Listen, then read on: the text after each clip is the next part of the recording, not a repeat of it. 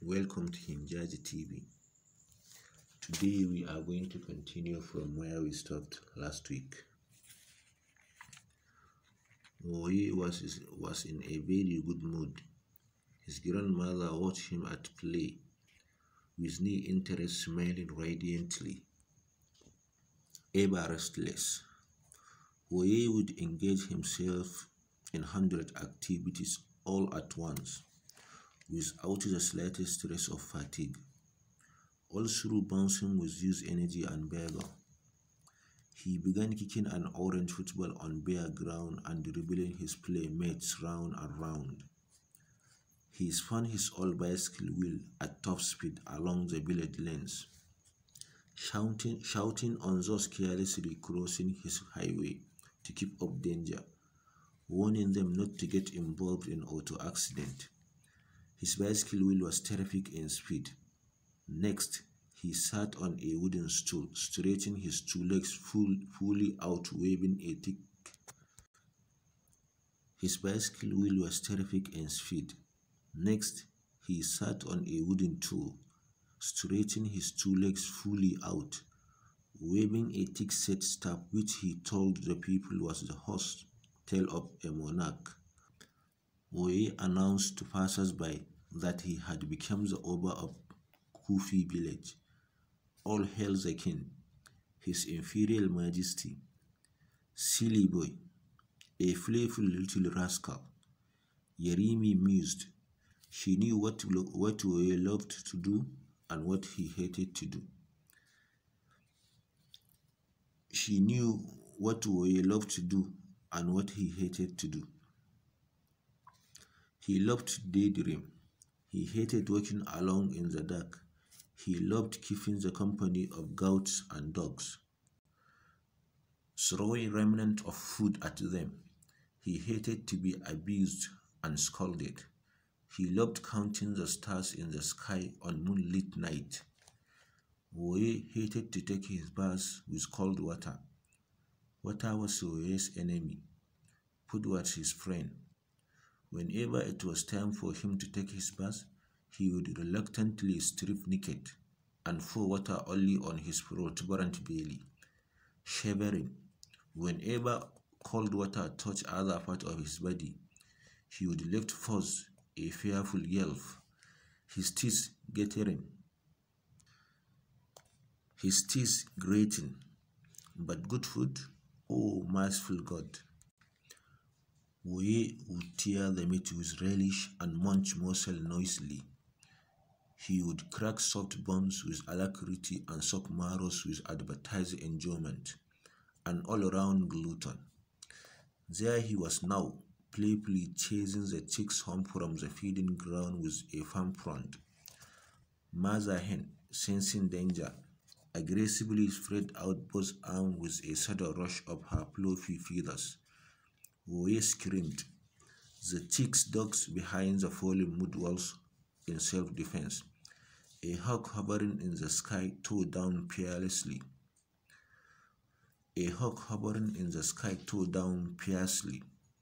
This was the little aeroplane of heaven, the grey-colored owner of the incinerator, kinsman of the falcon, emperor of the woodland.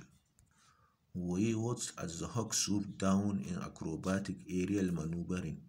In another second, it shot high into space, its captured prey singing the song of death in its talons, as it flew through mountain tops and a region of forest, to the burial ground of desolate escapement in the faraway horizon.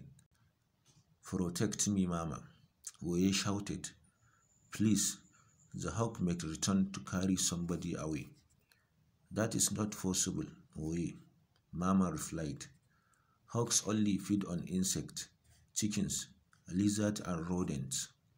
They chase the chicks to the roasting shed, and the silent lizards to the crabby of moods. They chase the chicks to the roasting shed, and the silent lizard to the crabbies of mood. They chase the chicks to the roasting shed, and the silent lizards to the crabbies of mood walls. They rush to kidnap from behind The unwary rodent fleeing to the smoke-filled savannah where the orange flame burns. Our chicks must be protected, Mama. Yes, we. That we have always been doing. See now. Yaremi rolled a long stick round in quick cycles to scare up another hawk falling in the sky. She broke the stick down heavily into the dry sand and watched the wind carry small dust up to the arrogant landlord of refuse down falling above. That was real magic to Oye.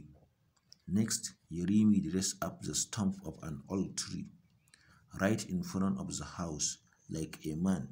She gave a stump two outstretched arms, one leg and an unusual long neck, then an oversized cape to make it appear like some kind of solid-looking monster, perpetually watching the happening in heaven. That was a real miracle to Oye. He gazed in stunned silence at his grandmother's one-legged scarecrow, wondering how the scarecrow would one day breathe into life and begin chasing away the hawks on the high akoko tree near the roasting shed at the back of the house. Look, Oye, if the right now, we can get a long needle to pin down the shadow of the hawk perching on that akoko tree in front. The hawk will come rolling straight down stone dead in a matter of seconds. This was yet another miracle to Oye, even sorcery.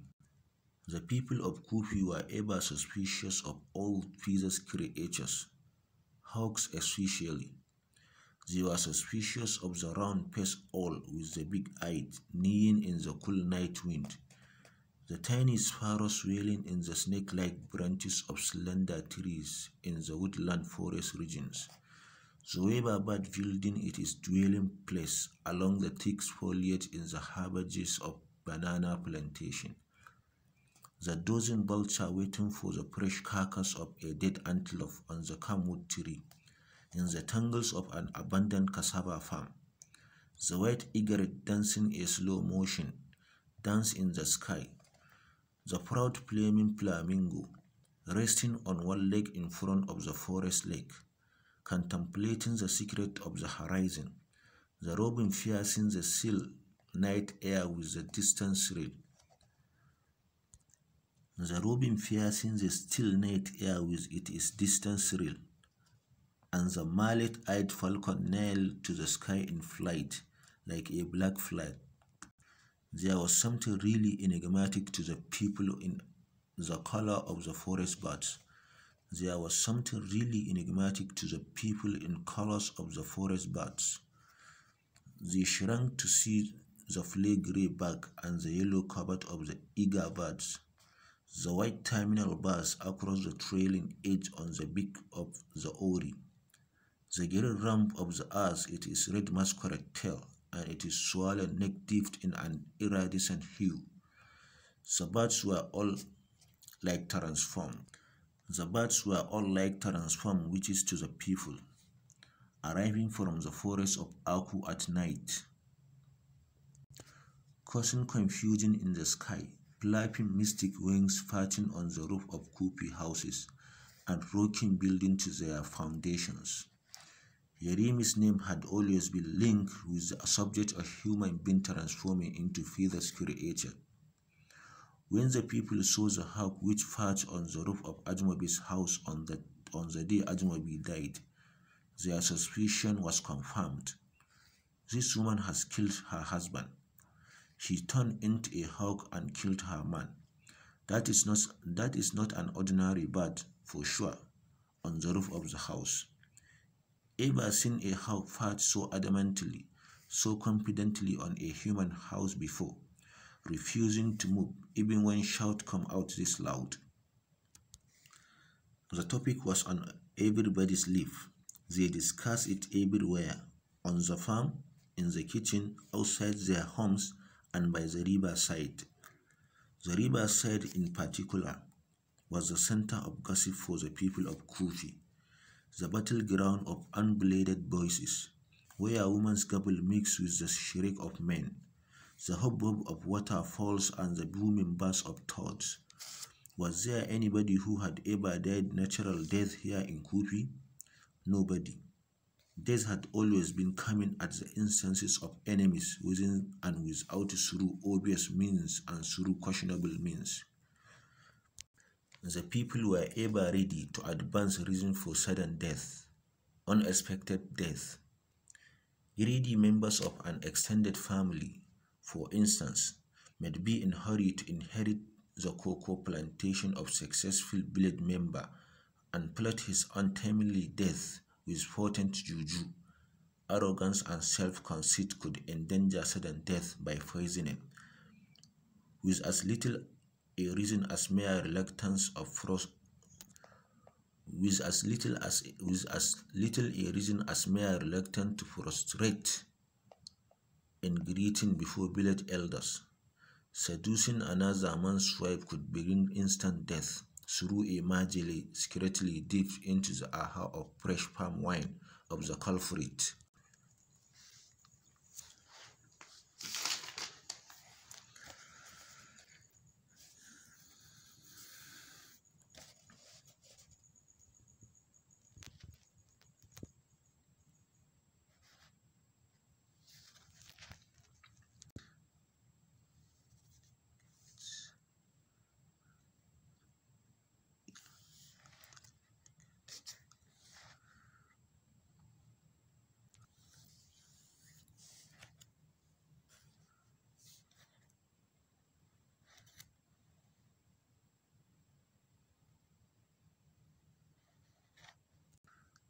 Look, that is a giraffe picking leaves from the high branch of an arere.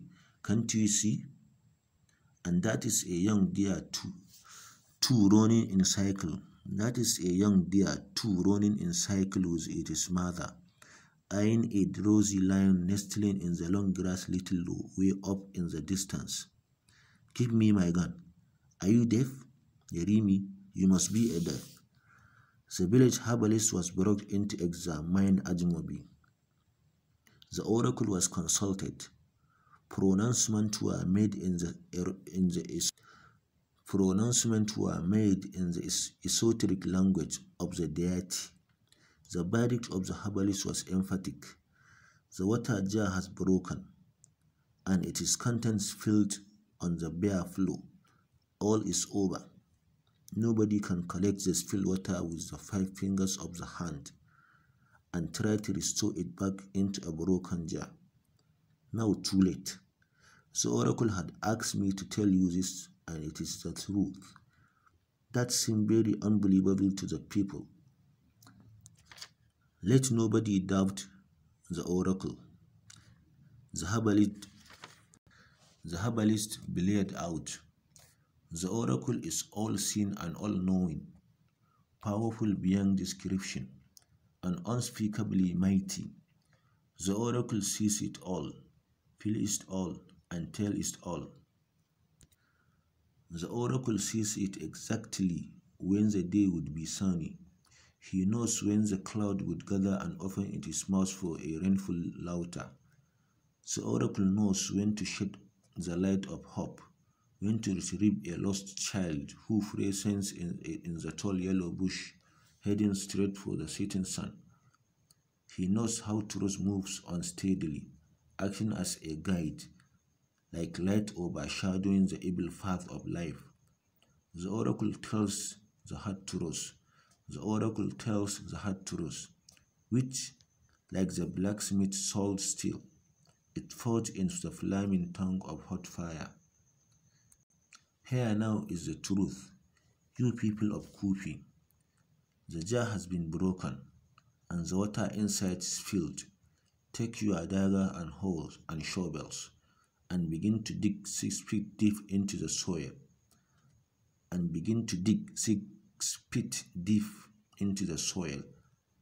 Let the farewell dirge rent the air, here and in the neighboring village of Kufi, for a departing soul. The end of chapter 5. Before we go, don't forget to subscribe my channel for the continuation of this interesting book. Happy listening.